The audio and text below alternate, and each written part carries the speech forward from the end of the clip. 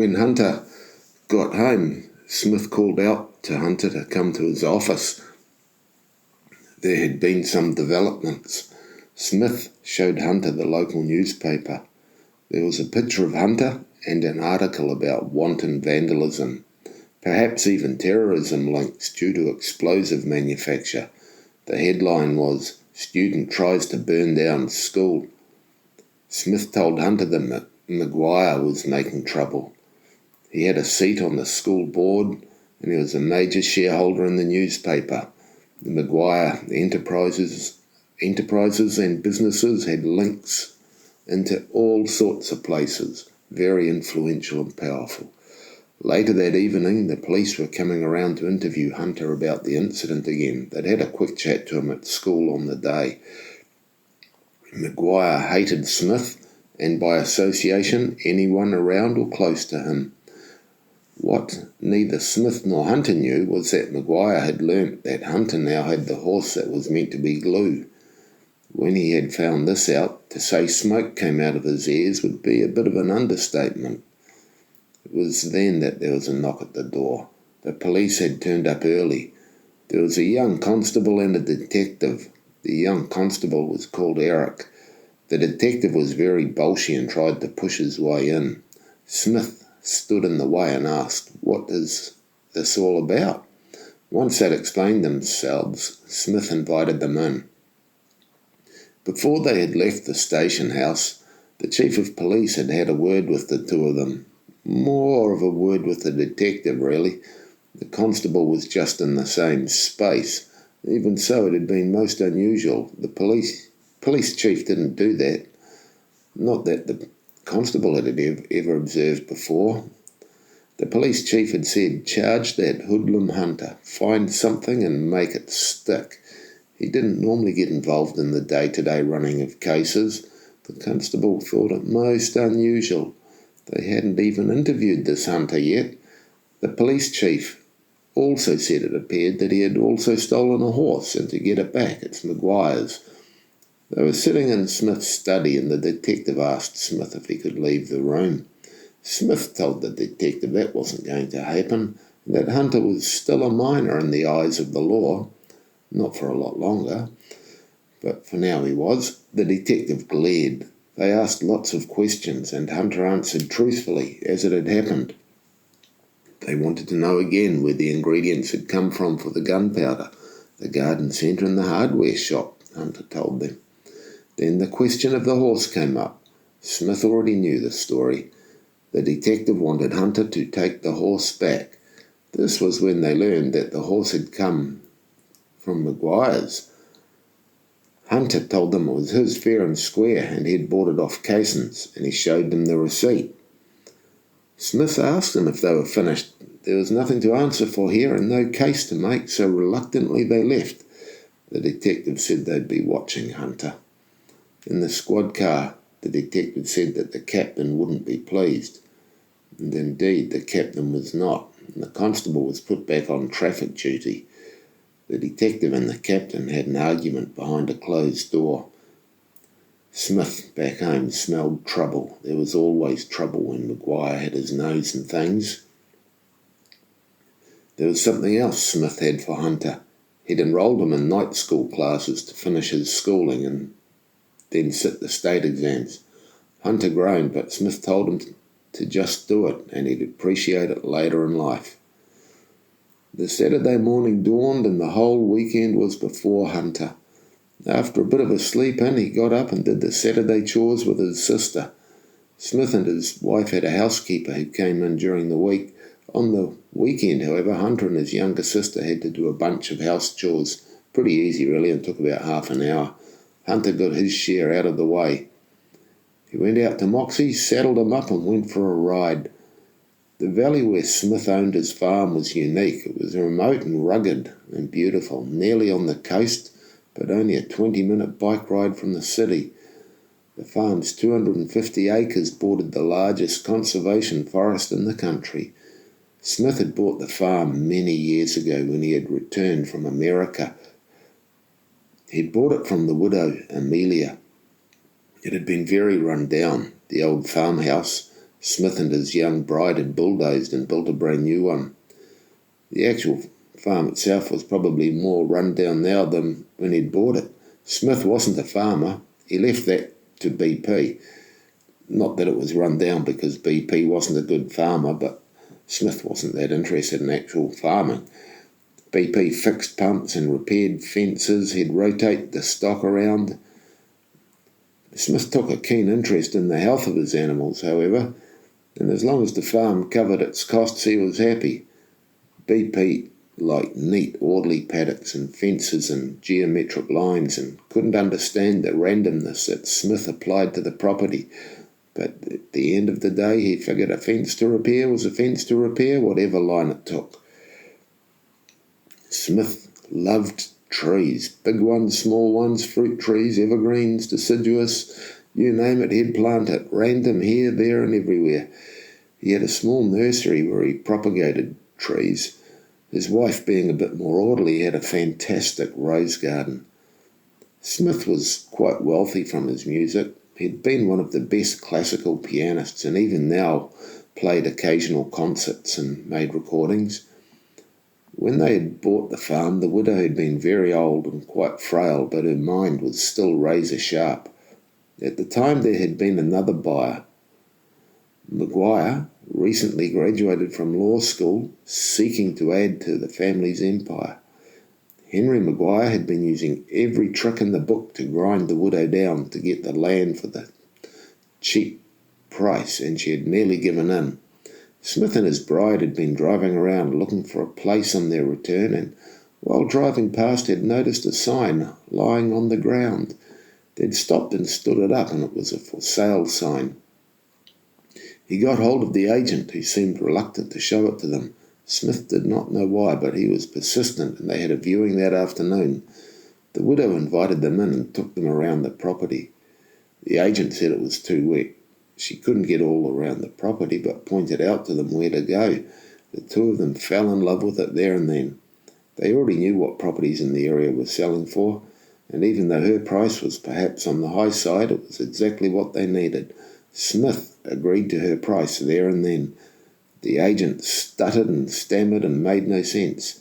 Then he said, "There's another offer in on the place." The widow, who was sitting some considerable distance away, but who very obviously had no loss of hearing, called out loudly, "And what offer is that? Why have I not seen it?" The agent rushed outside, trying to phone Maguire. No answer. He went back inside, and his widow quite rightly began questioning the agent vigorously. Questions that agent had no answer for. She suggested he draw up the offer there and then, which she would accept. Smith's only condition to the sale was that the land was freehold and unencumbered. The next morning the money was in the widow's account. Henry Maguire nearly had kittens when he found out. He had been working an angle on this property for a long time. There was a reason why the sign was always down and the property missed the publications and the window photos looked so bad. The agent had been blackmailed in the nicest possible way. Blackmail, extortion, bribes, every dirty trick in the book was in the Maguire book. Had been for generations. There were files kept in the Maguire cellar full of rare and expensive wines about all sorts of goings-on. They even had a full-time investigator whose only job was to get the dirt on whoever he could. A real nasty piece of work he was. Preferably the dirt on wealthy and influential people. The agent had been involved in a hit and run. The child had received 2 broken legs. Nobody knew who it was, but Maguire knew. He had the pictures. The deal with the agent was simple. Maguire was to get the land really cheap. The agent would get his full commission, and there would be a 1-week holiday for the agent and his wife on a Caribbean island. Amelia moved out the day after Smith transferred the money. 2 days later, the house had been bulldozed. About a week after they had bought the house, there was an article about the police solving a cold case, hit and run, and there was a picture of the estate agent in handcuffs. Hunter loved growing up on the property, building huts, exploring, swimming in creeks, and having adventures. Now he was going up to the top ridge on Moxy. The horse was big and powerful, hauling straight up steep hills, snorting when he'd get to the top of them. They ploughed through soupy peaty bogs with a bow wave from Moxy before them. For such a big animal he could surely thread his way between tight trees and scrub. And so it was for the day, Hunter and Moxy exploring valleys and hills. It was late in the evening when they returned home. Hunter was giving Moxy a scrub and a wash when he heard another horse coming up the driveway. It was Juliet Flower from down the road. She was, or had been, in Hunter's class at school. They had been friends since primary school. The Flowers ran a high-tech hydroponic farm on 10 acres just down the road from the Gunters. Juliet owned and rode a high-spirited mare, probably one of Maguire's thoroughbreds. She competed in horse events on it, very successfully too. She told Hunter she had heard about his horse purchase. It was all around town, and the Maguires were furious. Apparently there was a falling out between the Maguires and Casson. Hunter just shrugged and said, "I bought him fair and square." Juliet asked him what his name was, and he told her, Moxy. "Sure, looks like he's got some moxie all right," she said. Juliet was impressed with Moxy. While the animal wouldn't win any beauty contest, it was a huge, powerful, majestic beast. She challenged Hunter and Moxy to a race on the Sunday. Over the hill, around the bog, up the small mountain, then back home again. Hunter readily agreed, knowing Moxy could take a shortcut through the bog, not around it. And from today's ride, the horse appeared to be almost tireless. Sunday came around and Juliet arrived, and they had the race. Julie couldn't believe Hunter and Moxy ploughing through the bog, and he gave up no distance as they climbed up the mountain, but the speed of Juliet's mount won in the end. In fact, she won by a country mile. At the finish, however, Moxy was ready to do it all over again, while Juliet's horse was quite tired. Juliet nearly fell off her horse, laughing and remembering Hunter's shortcut with Hunter and Moxy's shortcut through the bog. Hunter's mum came outside with an apple for Moxy, which he enjoyed. Then sprightly, she swung herself onto Moxy, and he trotted around the paddock, prancing like a war horse. Hunter was almost speechless. He didn't know his mum could ride. When he commented, she replied that there was much he didn't know. Hunter and Juliet talked for a while. Hunter told her about his company. Juliet was probably one of the only girls who thought it was reasonable what he did, catching the rats. She told him Stan Maguire, Henry's son, was calling Hunter Joe Gunter the 1-horsepower man. Stan was driving about in a flash-red sports car that Henry had brought him. Most of the girls seemed to go goo-goo about being seen in the car with Stan, or thinking about being with Stan. Hunter wasn't too worried about what Stan was saying around town. Stan was the big man around town, athletic, captain of the first 15, lead actor in the school play, and a big bully. He was fast with his fists and quick to use them. A couple of years ago, Stan had been picking on Hunter at school, making jokes about his name, rhyming it with other words, shoving him in the corridors and niggling at him. Hunter ignored him for some weeks, then one day he told Stan to stop being a dickhead. Stan's demeanour changed instantly. He advanced aggressively, saying, "What did you say?" Hunter replied, "You heard me." Everyone went quiet. Stan was in a rage and threw a fist. Lightning Fists was one of his nicknames, and he liked it. Hunter partially blocked it. He knew he didn't have a chance in a fist fight, so he let that stand, which surprised him, and he went down in a heap with Hunter on top, getting some good whacks in. Hunter quickly flicked him off and slugged Hunter hard. Hunter fought like a wildcat. The teacher came along and separated them. Hunter's nose was bleeding and his lip was cut. He had a black eye and a big graze on his arm. Stan's shirt was ripped and missing buttons. He had the start of a massive bruise on his ribs and seemed to be limping a bit. They were both taken to the principal's office. That's when Hunter learned that Stan was also an accomplished liar. Stan got no punishment, and Hunter was in detention for a month. Stan's hanger-ons backed him up. Apparently Hunter had pushed Stan, jealous of his position in the school. There weren't any takers offering an opposite view. Hunter's mum wanted to know what had happened, and Hunter told her he fell over. Not a total untruth, she let it go at that. She knew that some battles he just had to fight for himself. Smith had been called into the school about Hunter's behaviour this time. They wanted to expel him then. It appeared that Stan had cracked a rib, probably from when Hunter had leapt and landed on him. There were enough other kids who eventually spoke up about it that cast enough doubt for Hunter not to be expelled. The Maguires were not happy about it. The school was not happy either, since Stan missed a month or so of the footy season, and without him as the captain, they lost. Stan only ever taunted Hunter once more after that, but he backed down when Hunter asked him if he wanted another go. Hunter, pointing at Stan, told him he'd probably win the fight, but he, pointing at himself, would make sure Stan got hurt, and probably badly. Stan's ribs were still a bit tender at this stage, and he didn't really want to go there. However, Hunter now had a true enemy in Stan Maguire. The Maguires never forgot, never forgave, never made peace. It didn't help that the headmaster was married to Henry's sister. Juliet suggested Hunter enter Moxy in the Forest Run, a horse race on picnic day which was coming up soon. There were all sorts of races on the day. Kids running races, egg and spoon races, three-legged races, and so on. In the afternoon after lunch there was a big horse race.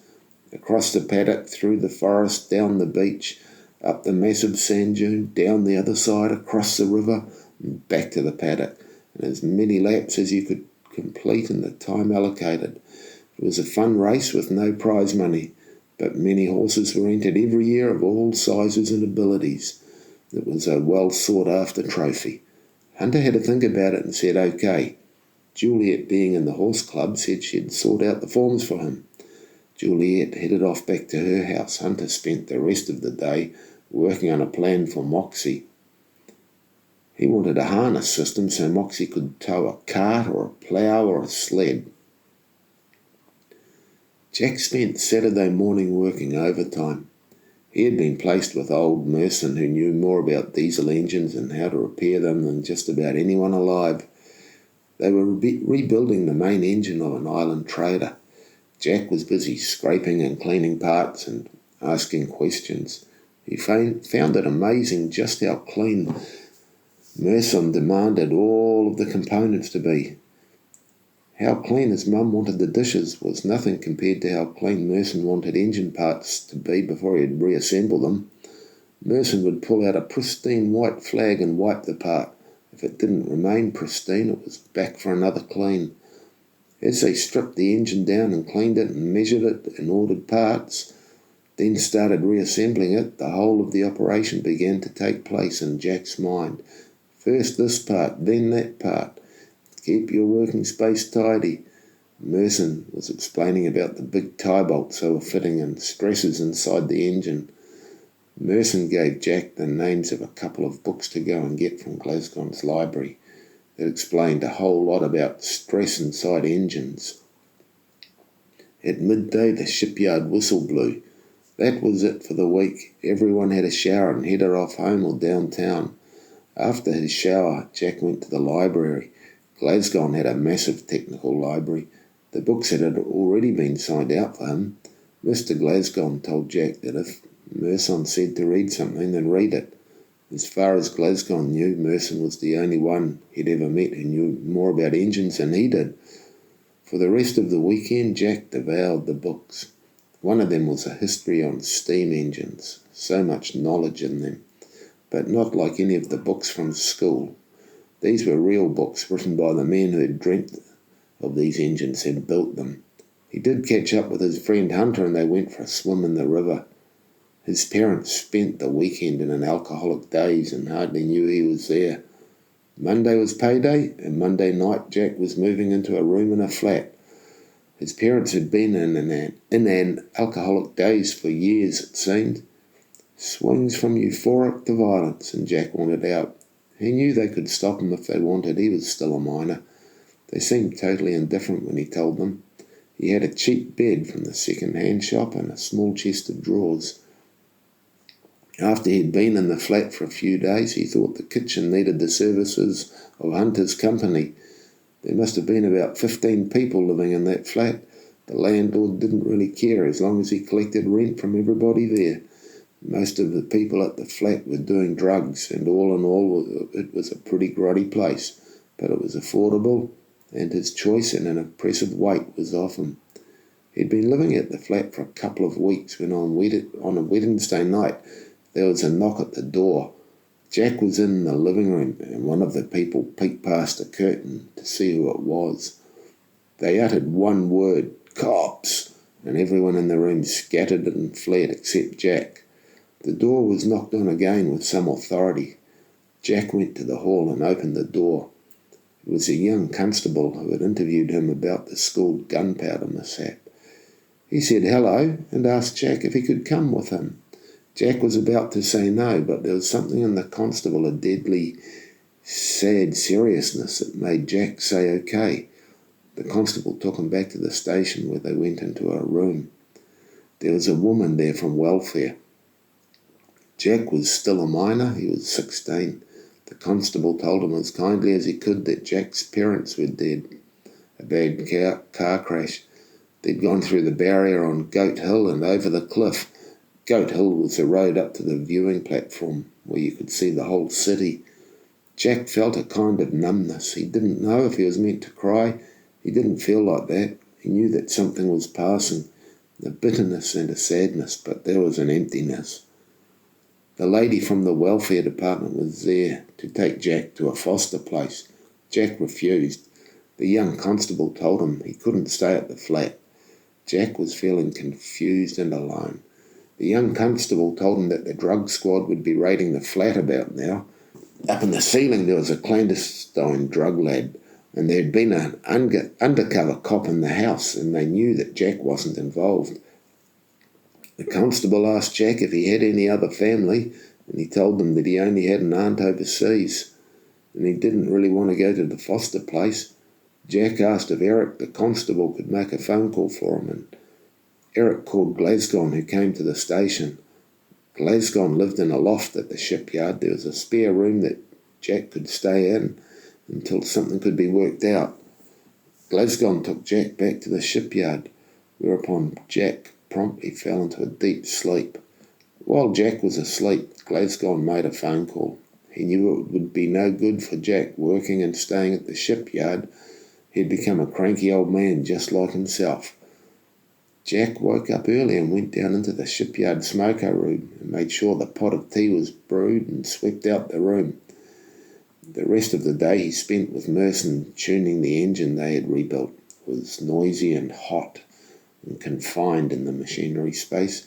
They had earmuffs on all day, and Merson pointed to convey information or signal what he wanted. Jack knew he could question Merson another time about all the things he was doing. At the end of the day they came up on deck, and Merson lightly punched Jack on the shoulder and said, "She runs sweet, you've done a good job, young fella." That meant a lot to Jack. They were the last two at the shipyard. Merson left and Glasgow called Jack to the office. Jack felt his heart sinking because Glasgow told him that the shipyard was no place for a young bloke to live.